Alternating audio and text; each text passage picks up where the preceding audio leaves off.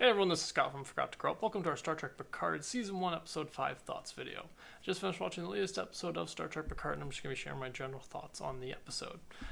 So this episode I really enjoyed. We got 7 and 9. We started off with a flashback to see a little bit of what she may have been up to over the past 13 or so years since we've seen her in Voyager, and so I really enjoyed this episode. Centers around her and Picard, and the kind of this relationship this bond that they have in a sense, because they were both former Borg, which is a thing I always forget about Picard. I never really It's funny because I do remember that he was a Borg, but I don't always put it on the same level as 7 and 9 for some reason. I guess it was just because it was more temporary, but yeah, so that was really interesting for this episode, kind of focus around seeing those two's bond and seeing kind of how they where they have differences in their own principles and how they go about things. So I really enjoyed that, learning about the fact that she's kind of been a vigilante in a sense, who's kind of notorious. We see at one point the pilot and Raffi talking about her, and they don't even know all the details about her. So I really like that she's almost like an urban legend almost, but not quite, almost like a, well, yeah, I guess the urban legends, I guess almost the right word for it, but I kind of like that, she's well known in the Star Trek universe, and that, but they also don't know all the details, which is fun because, obviously we know more of the details because we were able to watch Voyager and see all her journey through that. But people in the universe, in the show universe, wouldn't have all the information that we have. So that's really fun that they kind of, make sure to kind of point out that kind of thing, that, she is known, but she's also, they don't know all the details that we would know about her. So I really enjoyed that, and that she's some part of these Rangers, which, Picard kind of has a problem with because they take the law into their own hands, and 7 and 9 is just well, somebody had to do it. The Federation just kind of left, and I was like, oh, I kind of like this. I'd watch a 7 and 9 spinoff. But yeah, so I really enjoyed this episode, kind of focusing around 7 and 9, kind of joining the team for an episode at least, to kind of help out them going to, I believe it's called Free Cloud, right? I think that's the one they went to. They call it that a few times, and then I was confused because the episode title isn't called that. But anyways, so they go to this kind of casino type planet, which reminded me of another Star something or other. So I thought that was kind of fun. But casino type, or like a Vegas type planet where it's kind of outlaws. I really like that when they get there, there's all these spam hollow advertisements just spamming them on the ship as they're trying to land. See a boxing thing, and I just thought that was a kind of fun gag. I like that they kind of throw that in to give you this kind of sense too, that this planet is a little bit more, yeah, kind of like Vegas, a little bit more anything goes. They say, I think that they said that at one point. Yeah, so I really enjoyed that I really enjoyed this episode because we actually had a lot happening in this episode in particular. The team all dresses up and get in disguise, and I'm like, I love a disguise. I love Picard. It was a disguise. He had an eye patch. It was great.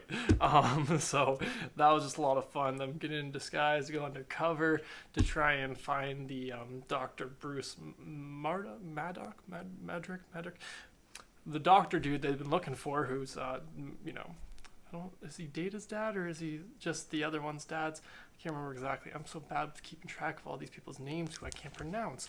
But yeah, so they're going in. They finally figure out where this guy is on Free Cloud, and they're going to go try and negotiate to get him back. And 7 and 9 volunteers herself as kind of the bait, for the bait and switch in a sense, and then she changes the plans because she kept some stuff to herself, which I really liked. That was another part I really liked about 7 and 9 in this one, that you see in this one that over the past 13 or plus years since we saw her in Voyager, that she's grown more.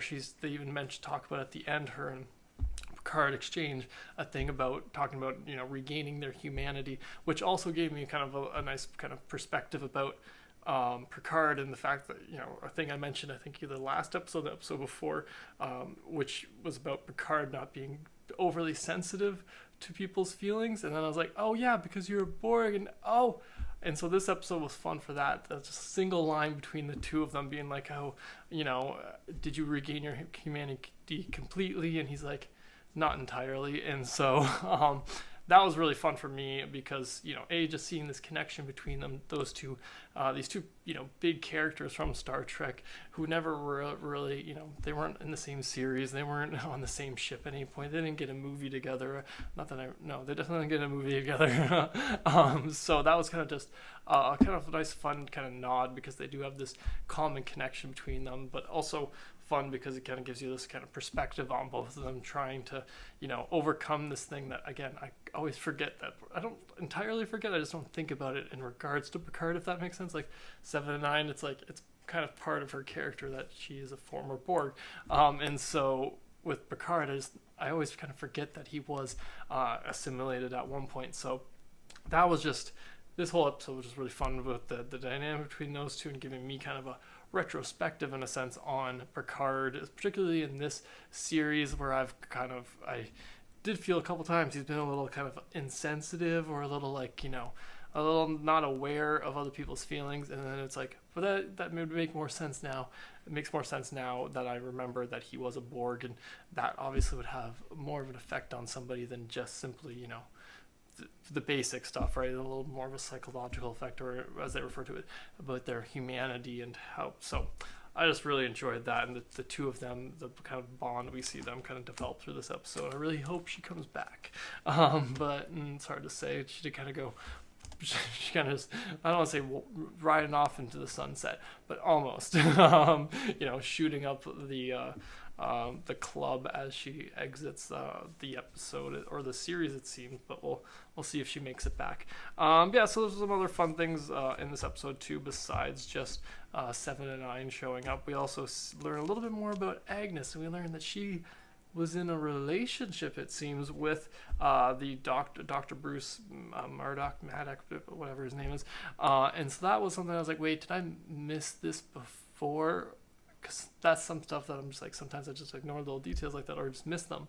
So I was like, did I miss this before, or is this a new thing? I think it was new because it does seem like this episode is where she was very, they show us the hologram, and then she was very nervous throughout the whole thing about them going to get him. And then it turns out at the end why she was so nervous, because she decides she's going to kill the guy. And I'm like, oh, what? Agnes. I only learned her name this episode, by the way, but it does help that everybody kept calling her Agnes in this one. That helps me remember people's names. So the fact that we see Agnes at the end, Picard leaves her to help kind of, oversee, I guess, Dr. Bruce recovery, and they're talking about, and he's giving her credit for having helped him develop Data's daughters, and so and then she kind of just turns on him, and I'm like, this isn't a good plan. You got we see why the emergency hologram pops up and it's like trying to. It's like, wait, what are you doing? Why, if you don't turn? And then she just cancels him, and I'm like, but he's a witness. Are you gonna now murder the hologram too? Can you murder a hologram?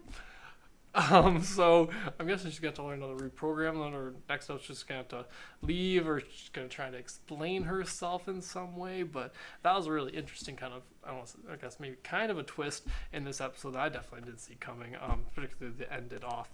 And the last, there's one more other thing that happened in this episode. Raffi, we see why she decided to tag along, which wasn't, at first I thought it had maybe something to do with her. I thought she was just, saying she was tagging along in order to kind of still help Picard, but not directly say she was helping Picard. I thought that was the way she was going out it, but it turns out she was actually going to Free Cloud in order to see her son, whose wife is having a child, or is pregnant, and so that part I was just like, oh, okay, so we'll see. And then we see that relationship isn't quite, there's a reason that they haven't talked in a bit, I guess, or why I didn't even think of the fact that she might have a child, or a son. And so we see Raffi sees him, and they have a whole thing that we kind of learn a little bit more about Raffi's character, that she's been some kind of I don't want to say junkie, but she had some kind of addiction that she said she's clean. She referred to saying clean, so I'm not sure if I missed at some point in the couple parts that she was not clean at some point. But we did learn a little bit more about her backstory and the kind of the effect of the Mars attack on her life outside of just her relationship with Picard, and the fact that she was fired from Starfleet, but also that it really affects her family because she kind of became obsessed with the conspiracy behind it, and she's trying to put her family back. She wants to try to rekindle things with her son, and he's not having it because whole lifetime of trauma and stuff like that. So that was a really interesting dynamic that I wasn't I wasn't ready for, in a sense. I guess I wasn't expecting that to be what her thing was. So that was just interesting, great little bit of character development about that character. Be interested to see how she kind of justifies it to Picard, but at the same time, it does seem like he's the type who might not ask in this case.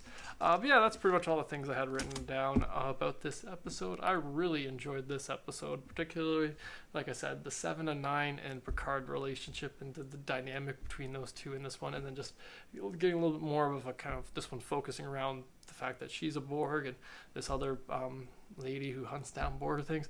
So that was just really fun. I just really enjoyed this episode overall. But be sure to let me know in the comments below what you enjoyed about this episode, if you enjoyed this episode. I'm always curious to hear other people's thoughts on it. But thanks again for joining me today. Subscribe if you haven't already, and have a good one.